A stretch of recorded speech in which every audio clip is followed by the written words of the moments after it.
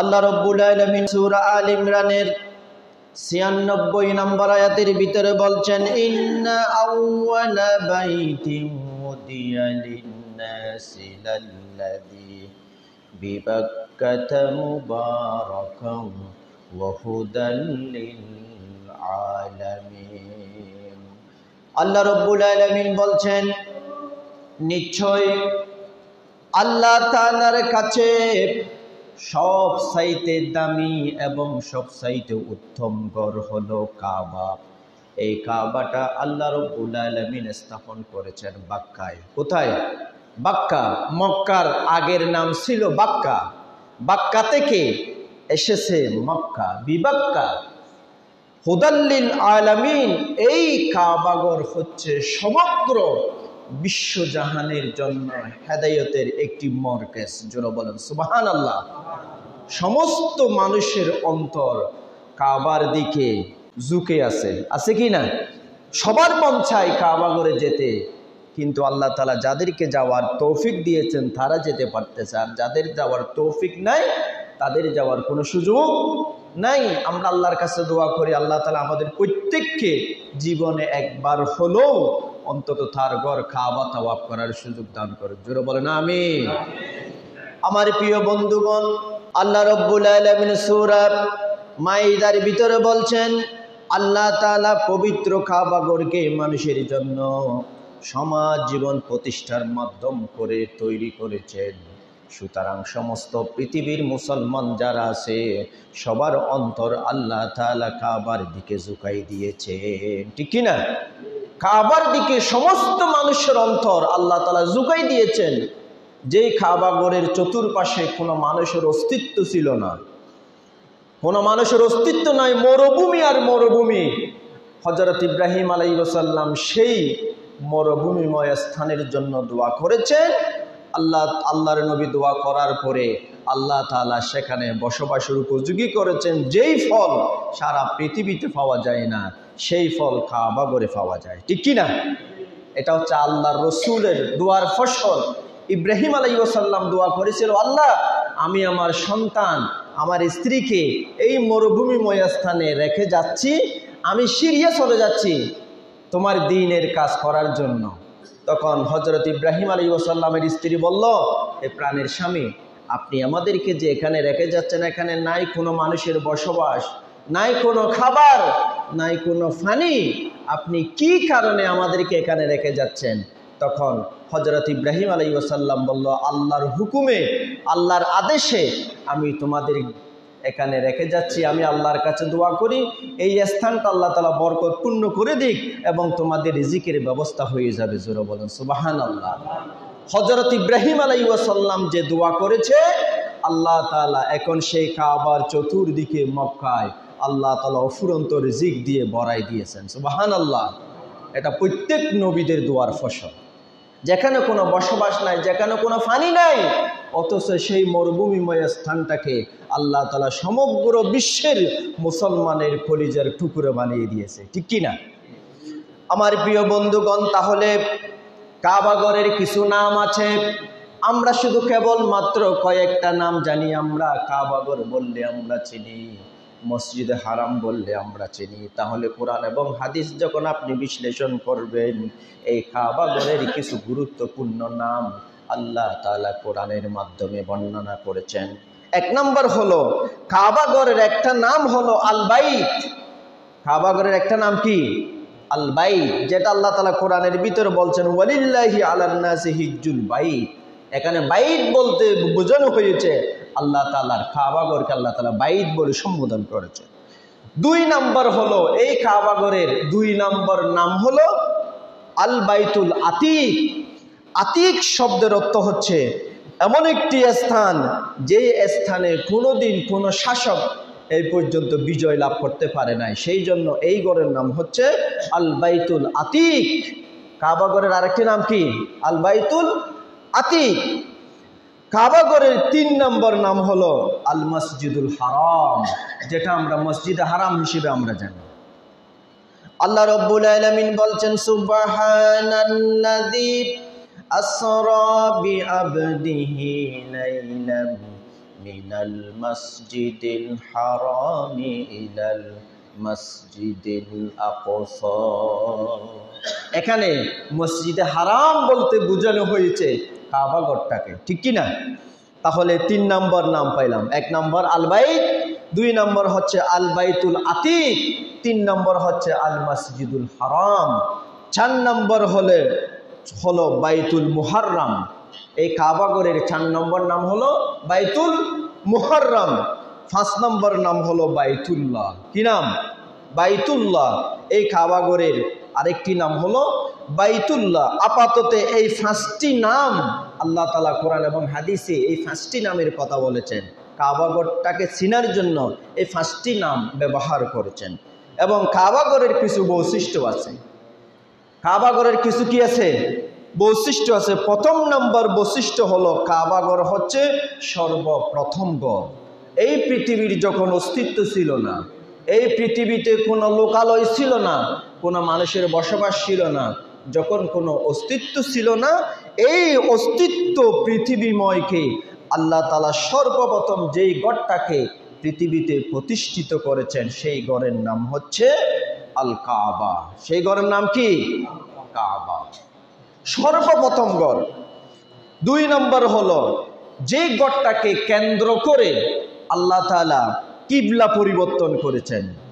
কাবা গড়টাকে কেন্দ্র করে কিবলা পরিবর্তন হয়েছে, আর কোনো কারণে নয়। রাসূল সাল্লাল্লাহু আলাইহি ওয়াসাল্লাম যতদিন মক্কায় ছিলেন ততদিন পর্যন্ত কাবা ছিল বাইতুল মুকাদ্দাস। কোথায় ছিল? বাইতুল মুকাদ্দাস ছিল। এমনকি উনি হিজরত করার পরেও কয়েক বছর কেবলা ছিল বাইতুল মুকাদ্দাস, অথচ কাবা নিজের পাশে। এরপরে কেবলা কোথায় ছিল? বাইতুল মুকাদ্দাসের দিকে নামাজ পড়তো।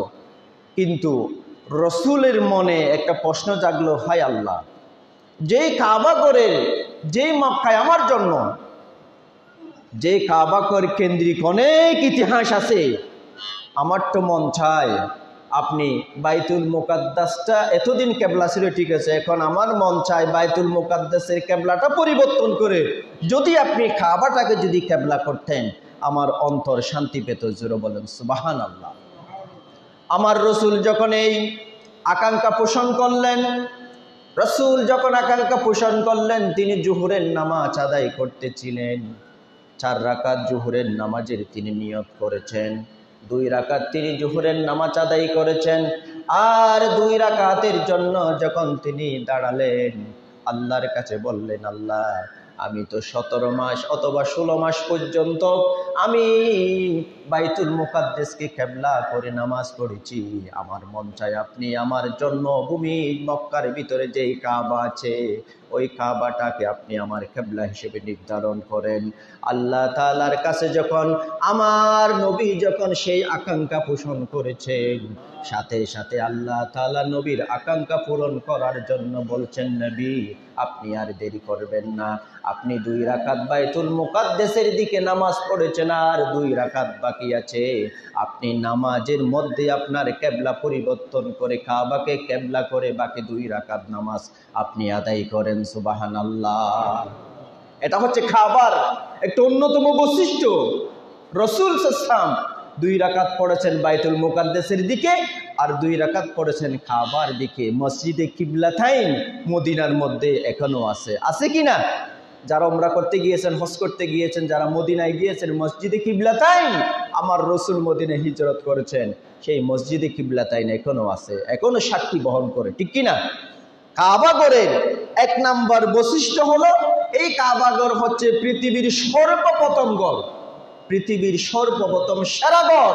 2 নম্বর হলো এই কাবা ঘরটাকে কেন্দ্র করে আল্লাহ তাআলা কিবলা পরিবর্তন করেছেন, বাইতুল মুকাদ্দাস থেকে কিবলা পরিবর্তন করে কাবা ঘর হিসেবে নির্ধারণ করেছেন। হযরত আবু যর থেকে হাদিস বর্ণিত হয়েছে, উনি প্রশ্ন করল, কুলতু ইয়া রাসূলুল্লাহ সাল্লাল্লাহু আলাইহি ওয়াসাল্লাম, হে আল্লাহ রাসূল, আইয়ু মসজিদিন উদিয়া ফিল আরদি আউয়ালু, এই পৃথিবীতে যত মসজিদ আছে সব মসজিদের মধ্যে কোন মসজিদটি সর্বপ্রথম তৈরি করা হয়েছিল। হযরত আবু যর যখন প্রশ্ন করল, আমার রাসূল বলছেন আল মসজিদুল হারাম, সর্বপ্রথম এই পৃথিবীতে যেই মসজিদটি প্রতিষ্ঠা করা হয়েছে সেই মসজিদের নাম হচ্ছে আল মসজিদুল হারাম, যেটা কাবা ঘর। জোরে বলেন সুবহানাল্লাহ। হাদিস শরীফের ভিতরে এসেছে, সাহাবী যখন প্রশ্ন করল, ইয়া রাসূলুল্লাহ, জানতে পারলাম এই পৃথিবীতে সর্বপ্রথম যে ঘরটাকে আল্লাহ তাআলা প্রতিষ্ঠা করলেন, তৈরি করলেন, সেই ঘরের নাম হলো মসজিদে হারাম। কুলতু সুম্মা আইয়ুব, এই মসজিদে হারামের পরে কোন ঘর আল্লাহ তাআলা তৈরি করলেন? তখন আমার নবী বলছেন, ক্বালা আল মসজিদুল আকসা, সর্বপ্রথম ঘর হলো মসজিদুল হারাম, কাবা ঘর। দ্বিতীয় নাম্বার প্রতিষ্ঠিত ঘর হলো মসজিদুল আকসা, যেই আকসা মসজিদ ফিলিস্তিনের মধ্যে যেই আকসা মসজিদ আছে, এই আকসা বাইতুল আকসা হলো ফিলিস্তিনের সেই বাইতুল আকসা মসজিদটা হলো পৃথিবীর দ্বিতীয়তম মসজিদ। পৃথিবীর দ্বিতীয়তম মসজিদ এই বাইতুল আকসা। হাদিস শরীফের ভিতরে এসেছে, সাহাবীরা প্রশ্ন করলেন, কুলতু কাম বাইনাহুমা, ক্বালা আরবাউনা সানাতান। হাদিস শরীফের মধ্যে এসেছে, সাহাবীরা প্রশ্ন করল, আল্লাহ তাআলা কাবা ঘর এবং মসজিদে আকসা তৈরি করার মাঝখানে কতদিন ব্যবধান ছিল, কতদিন সময় ছিল?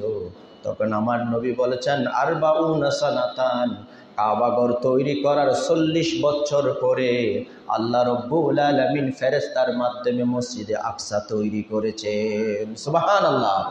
কত বছর ব্যবধান? 40 বছর ব্যবধান। তাহলে এই পৃথিবীতে আল্লাহ তাআলা কাবা ঘরটা তৈরি করার 40 বছর পরে মসজিদে আকসা তৈরি করেছেন। মসজিদে আকসার বয়স কাবা ঘরের বয়সের চাইতে কত বছর কম? 40 বছর। এখন কাবা ঘর কোন সময় তৈরি করেছেন আসবে, কথা আসবে।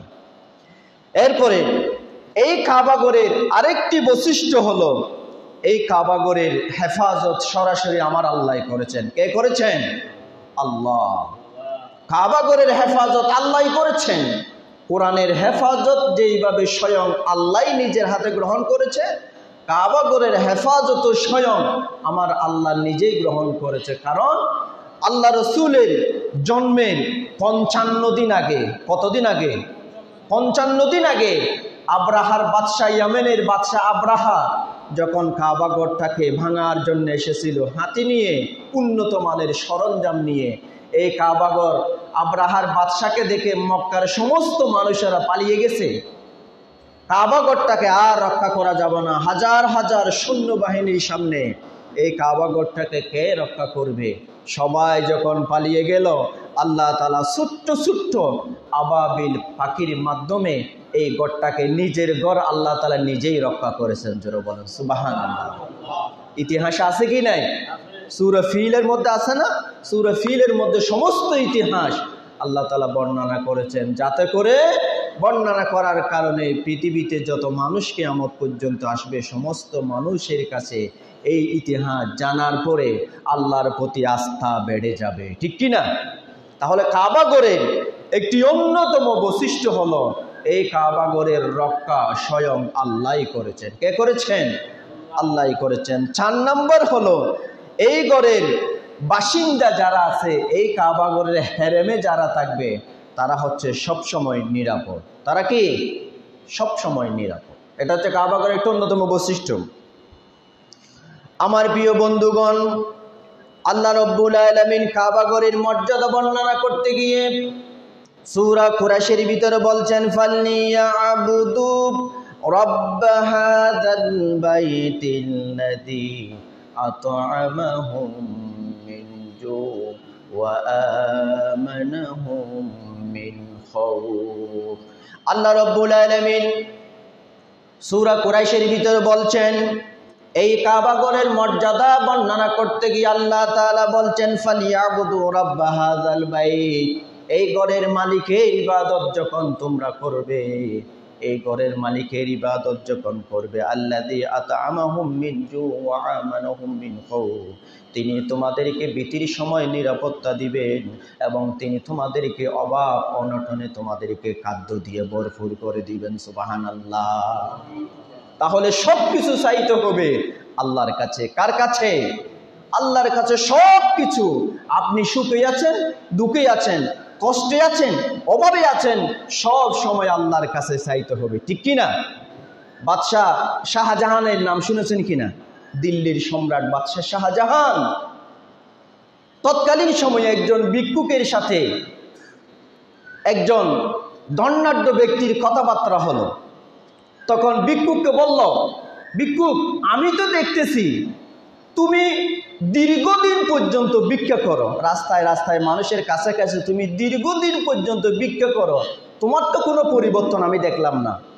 তখন বলল, ভাই তোমরা তো ধনী লোক, আমরা তো গরিব ফকির মিসকিন, মানুষের আমাদেরকে যখন দান করে 2 টাকা 5 টাকা 10 টাকা, এর চাইতে বেশি দান করো না, আর 2 টাকা 5 টাকা 10 টাকা এই টাকা নিয়ে আমি কিভাবে ধনী হতে পারি?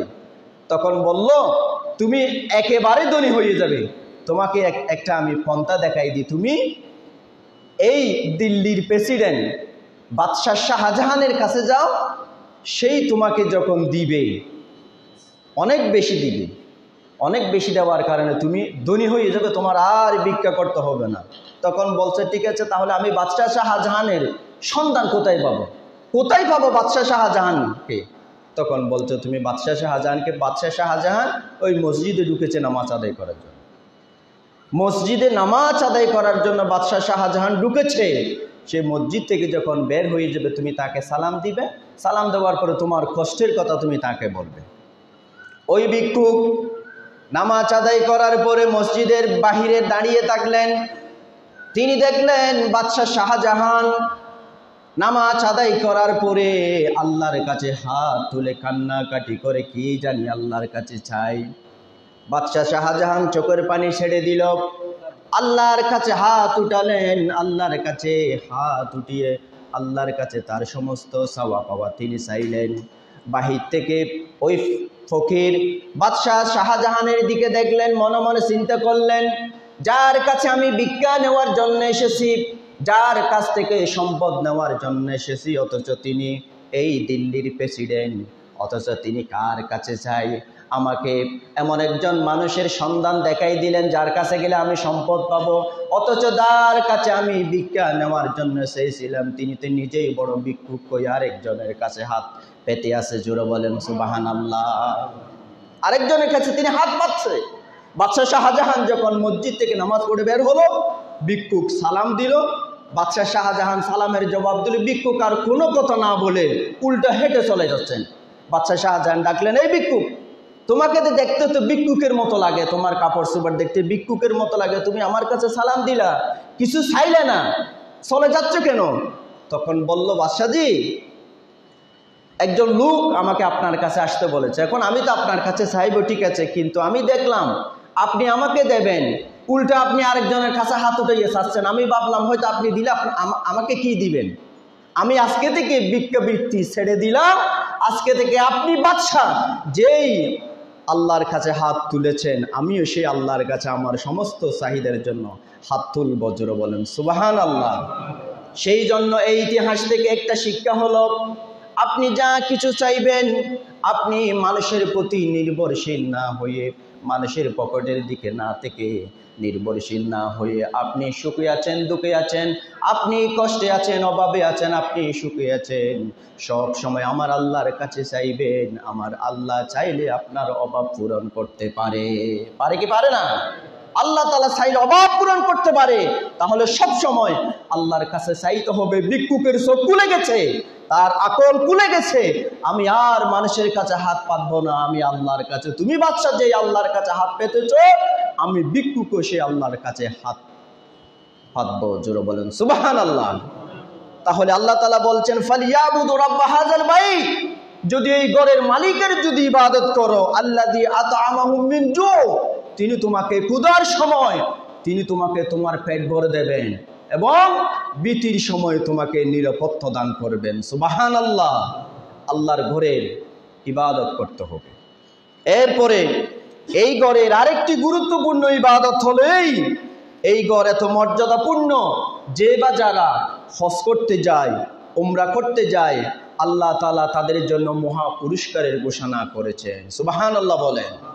হাদিস শরীফের ভিতরে এসেছে, হযরত আবু হুরায়রা থেকে হাদিস বর্ণিত হয়েছে, নবী করিম সাল্লাল্লাহু আলাইহি ওয়াসাল্লাম বলেছেন, সামিতু রাসূলুল্লাহি সাল্লাল্লাহু আলাইহি ওয়াসাল্লাম ইয়াকুল, মান হাজ্জা ফালাম ইয়ারফুস ওয়ালাম ইয়াফসুক রাজা কায়ুমি ওয়ালাদাতু উম্মু। হাদিস শরীফের ভিতরে এসেছে, বুখারী শরীফ, মুসলিম শরীফের মধ্যে হাদিসটা এসেছে। আমার নবী বলছেন, মান হাজ্জা ফালাম ইয়ারফুস ওয়ালাম ইয়াফসুক, যেই ব্যক্তি আল্লাহর ঘর হজ করার জন্য গেল, সামনে লক্ষ লক্ষ হাজিরা হজ করার জন্য যাবে। আমার নবী বলছেন, যারা কাবা ঘরে হজ করার জন্য যারা গিয়েছেন, হজ করতে গিয়েছেন, কোন ধরনের অপরাধ সংগঠিত করে নাই, কোন ধরনের খারাপ কাজে লিপ্ত হবে না, হজ করবে, হজের সমস্ত কার্যাবলী সহি শুদ্ধভাবে যিনি আদায় করবে, কোন ধরনের অপরাধ করবে না, সীমা লঙ্ঘন করবে না। নবীজি বলছেন, রাজা কায়ুমি ওয়ালাদাতু উম্মুহু, ওই ব্যক্তি হজ করার কারণে, হজের যাবতীয় কার্যকলাপ সহি শুদ্ধভাবে আদায় করার কারণে ওই ব্যক্তি হজ করতে গিয়েছে গুনাহ নিয়ে। ওই ব্যক্তি যখন হজ করে যখন ফিরে আসবে, নবজাতক সন্তান যেইভাবে মাসুম হয়ে মায়ের পেট থেকে যেইভাবে বাহির হয়, যারা আল্লাহওয়ালা ব্যক্তি, যাদের টাকার ভিতরে কোনো ভেজাল নাই, একমাত্র কেবলমাত্র আল্লাহর সন্তুষ্টির জন্য হজ করে, কোনো ধরনের খারাপ কাজ করে না। আপনি গুনাহ নিয়ে হজ করেছেন, আপনি কাবা ঘর থেকে আপনার দেশের বাড়িতে আপনি নিষ্পাপ হয়ে, মাসুম সন্তানের মতো নিষ্পাপ হয়ে আপনি ফিরে আসবেন। সুবহানাল্লাহ। তাহলে আপনার যাতায়াতের সমস্ত টাকা হালাল হতে হবে, হজের কার্যাবলী সম্পাদন করতে হবে, কোনো ধরনের অপরাধ করা যাবে না। এই ধরনের আপনার ফিউর হালাল টাকায় যখন হজ করবেন, এই হজের কারণে আল্লাহ তাআলা আপনার সমস্ত অতীতের সগীরা বলেন, কবিরা বলেন, সমস্ত গুনাহ আল্লাহ তাআলা ক্ষমা করে দিবে। সুবহানাল্লাহ বলেন। এটাই হচ্ছে একটা কাবা ঘরের বৈশিষ্ট্য, আল্লাহ তাআলার এটা একটা বিশেষ দান। এরপরে আবার যারা উমরা করে তাদের ব্যাপারে আমার নবী কি বলছেন? আমার নবী বলছেন, আল উমরাতু ইলাল উমরাতু কাফারাতুন লিমা বাইনাহুমা। কোন ব্যক্তি যখন একবার উমরা করে, আবার যখন 1 মাস পরে, 1 বছর পরে যখন উমরা করে, আমার নবী বলছেন, এক উমরা আরেক উমরা আপনার মিলিত হবার কারণে মাঝখানে যত ব্যবধান আছে, ওই ব্যবধানের সমস্ত গুনাহ আল্লাহ তাআলা ক্ষমা করে দিবেন। সুবহানাল্লাহ। গুনার কাফারা হয়ে যাবে। 2 উমরা মাঝখানে যত গ্যাপ জায়গা আছে, যত গুনাহ করেছেন, সেই গুনার কাফারা আল্লাহ তাআলা করে দিবেন। সুবহানাল্লাহ। আর যারা হজ করে, এই কাবা ঘরের মর্যাদা বর্ণনা করতে গিয়ে আমার নবী বলেছেন, ওয়াল হজ্জুল মাবরুর লাইসা লাহুল জাযাউ ইল্লাল জান্নাহ। আর যারা হজ করে, হজ সম্পাদন করে, যাদের হজ আল্লাহ তাআলা কবুল করেছেন, হজ্জে মাবরুর আল্লাহ তাআলা যাদেরকে দান করেছেন, আপনার হজ্জে মাবরুর যখন আপনি পেয়ে যাবেন, এই হজ্জে মাবরুরের একমাত্র প্রতিদান হলো আল্লাহর জান্নাত ছাড়া আর দ্বিতীয় কোনো আপনার প্রতিদান নাই। সুবহানাল্লাহ। হজ্জে মাবরুর হলো একমাত্র জান্নাত। আর উমরা হলো, অনেকে আছে 2 মাস পরে, 3 মাস পরে, 5 মাস পরে উমরা করে কি করে না?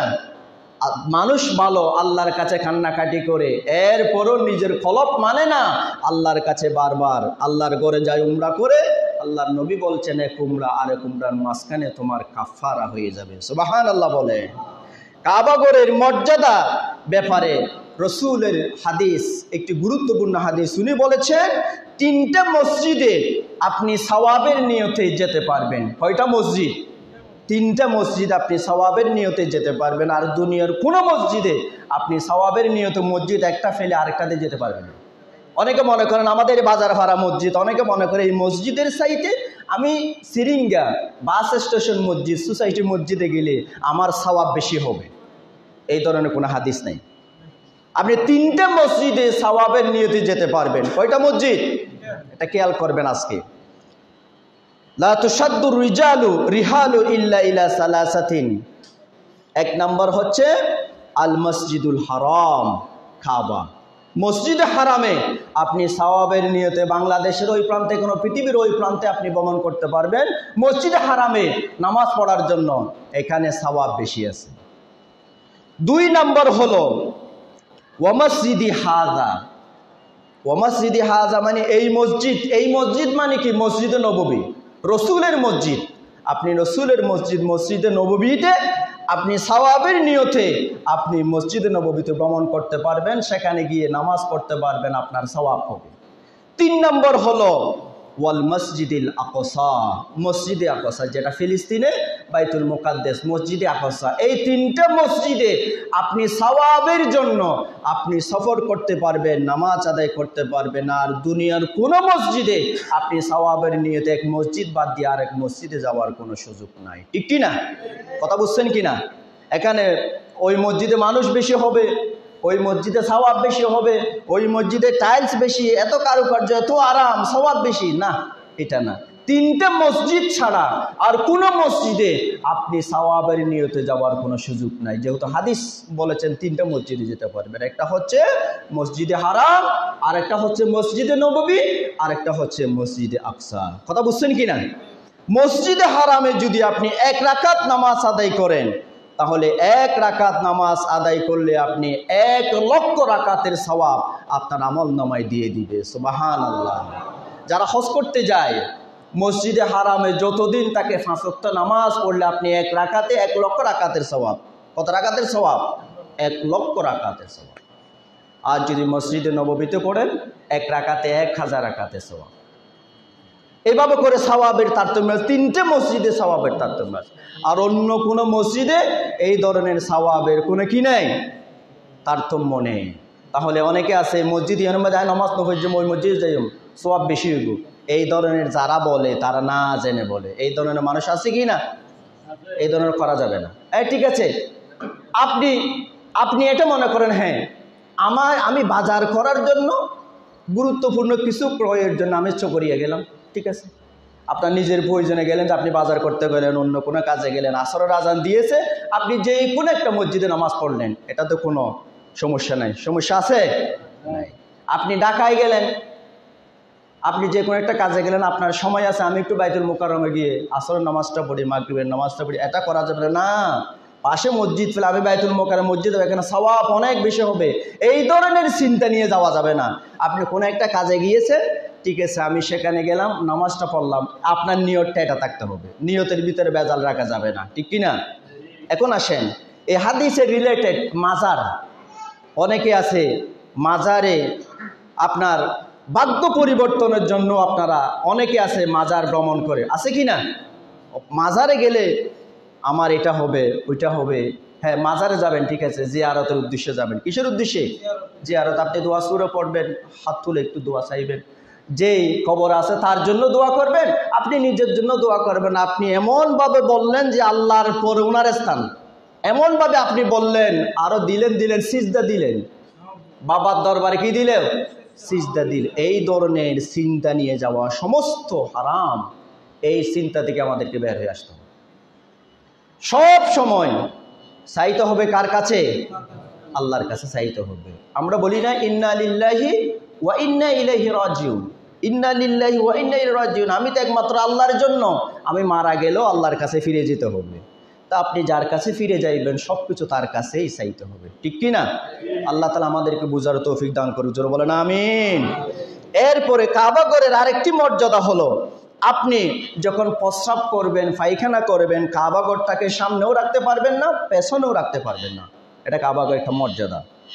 সেই জন্য যারা টয়লেট বসায় তাদেরকে খুব খেয়াল করে বসাইতে হবে।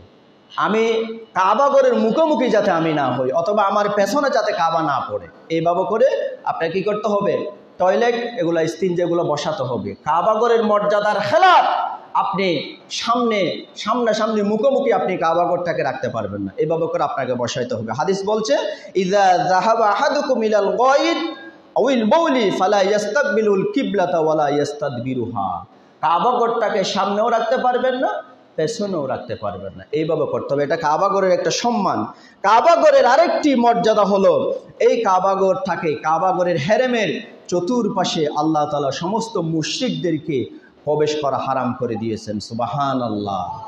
অনেক ভারতীয় তাদের লেবাস পরিবর্তন করে তারা বহুবার কাবাগরের হেরেমে ঢুকার জন্য চেষ্টা করেছে, কিন্তু কোনো না কোনোভাবে তারা গ্রেফতার হয়েছে। আল্লাহ তাআলা কোরআন আয়াত ভুল হয়ে যাবে না হয়, কাবাগরের হেরেমের চতুর্দিকে কোনো ধরনের ভারতীয় অর্থাৎ মুসলিম মুশরিক যারা আছে তারা প্রবেশ করা আল্লাহ তাআলা হারাম করে দিয়েছেন, কারণ তারা হচ্ছে নাফাক। তারা কি নাফাক, অপবিত্র। কত ধরনের গোয়েন্দা তারা ঢুকেছে, কিন্তু কোনো কারণে আল্লাহ তাআলা তাদেরকে অ্যারেস্ট করে দিয়েছেন। এটা জ্বলন্ত প্রমাণ। তাহলে কাবাগরের আরেকটি মর্যাদা হলো, এই কাবাগরটাকে আমার আল্লাহ তাআলা মুশরিকদের জন্য হারাম করে দিয়েছেন। কাবাগরে ঢুকতে হলে আপনাকে ইমানের ভিসা আপনার কলবের ভিতরে লাগাতে হবে, ঠিক কি না? তাদের জন্য কাবাগরটা আল্লাহ তাআলা নিরাপদ। এরপরে আসেন আমরা শেষ করব দ্রুত। এই কাবাগর নির্মাণের ইতিহাস, এই কাবাগরটা কখন নির্মাণ হয়েছিল, কতবার সংস্কার হয়েছিল, এই কথাটা আমি হয়তো আরেকবার বলেছিলাম কোন এক সময়। বিখ্যাত মুফাসসির হযরত মুজাহিদ রহমতুল্লাহ আলাইহি উনি বলেছেন, এই পৃথিবীর সৃষ্টি হওয়ার 2000 বছর আগে আল্লাহ তাআলা কাবাগরটাকে তৈরি করেছেন। সুবহানাল্লাহ বলেন। এই পৃথিবীতে কোনো মানুষের বসবাস ছিল না, জমি ছিল না, কোনো কিছু ছিল না, সৃষ্টির কোনো এখানে আপনার নিদর্শন ছিল না। এই সৃষ্টির প্রায় 2000 বছর আগে আল্লাহ তাআলা কাবাগরটাকে তৈরি করলেন। তাহলে অনেক আগে 2000 বছর, এখন মানুষের সৃষ্টি হয়েছে কত হাজার বছর, এই ধরনের কোনো ইতিহাস আছে নাকি? অনেক বছর আগে আল্লাহ তাআলা এই পৃথিবীটাকে সৃষ্টি করার 2000 বছর আগে আল্লাহ তাআলা কাবাগরটাকে আল্লাহ তাআলা ফেরেশতার মাধ্যমে তৈরি করলেন।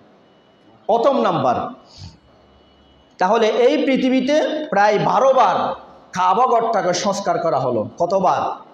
12 বার। এই পর্যন্ত 12 বার কাবাগরটা সংস্কার হয়েছে। সর্বশেষ সংস্কার আমরা এখন কাবাগরটাকে যেইভাবে দেখি, এটা হচ্ছে সর্বশেষ সংস্করণ।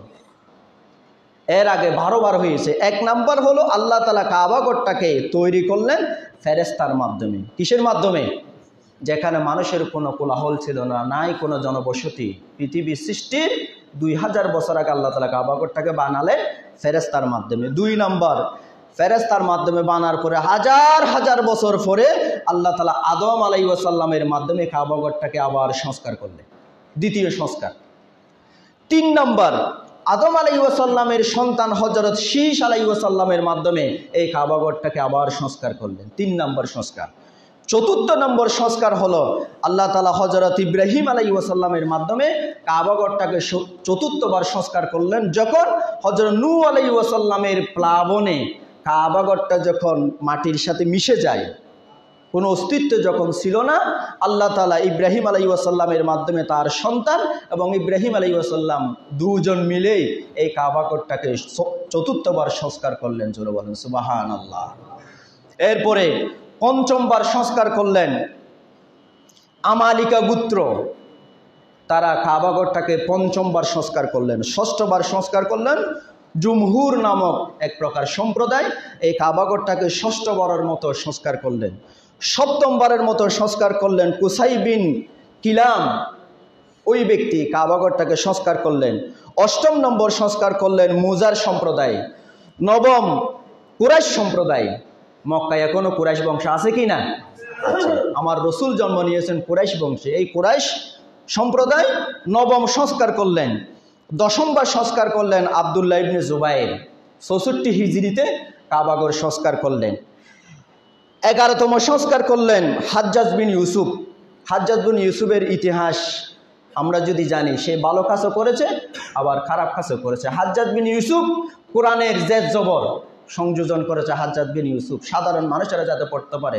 আবার হাজ্জাজ বিন ইউসুফের ইতিহাসে এটাও আছে, হাজ্জাজ বিন ইউসুফ এত ফাসাদ সৃষ্টি করেছিল, মক্কার হেরেমের চতুর্দিকে রক্ত জমাট বেঁধে গিয়েছিল, এত মানুষকে তিনি হত্যা করেছেন। তার ইতিহাসের ভিতরে ভালোও আছে খারাপও আছে। এখন তাকে ক্ষমা করার মালিকও আল্লাহ, তাকে জান্নাত দেওয়ার মালিকও কে? আল্লাহ তার ফায়সালা করবে। তবে তিনি 11তম সংস্কার করলেন কাবাগরটাকে, হাজ্জাজ বিন ইউসুফ। এটা হচ্ছে 74 হিজরিতে। 12তম সংস্কার করলেন উসমানী খেলাফতের সময় 1040 হিজরিতে। সর্বশেষ সংস্কার, যেটা আমরা কাবাগরটা এখন যেভাবে দেখি, এই সংস্কারটা করেছেন সর্বশেষ 1040 হিজরিতে কাবাগর সংস্কার করলেন। ভবিষ্যতে যখন আবার সংস্কার হবে সেটা ইতিহাসে কি হবে, সংযুক্ত হবে। ইতিহাসে এতটুকু আছে। তাহলে আমরা আজকে যেটা বললাম কাবাগরের ইতিহাস এবং মর্যাদা নিয়ে আমরা কথা বললাম, যেহেতু সামনে লক্ষ লক্ষ হাজিরা পৃথিবীর চতুর্প্রান্ত থেকে লক্ষ লক্ষ হাজিরা হজ করতে যাবে, সেই জন্য আমরা কয়েক জুমা কাবাগরের ইতিহাস হজ নিয়ে আমরা কথা বলবো। আল্লাহ তাআলা আমরা যে কথা বলেছি এই কথার আলোকে আমাদেরকে এখান থেকে শিক্ষা নেওয়ার তৌফিক দান করে, জোরে বলেন আমিন।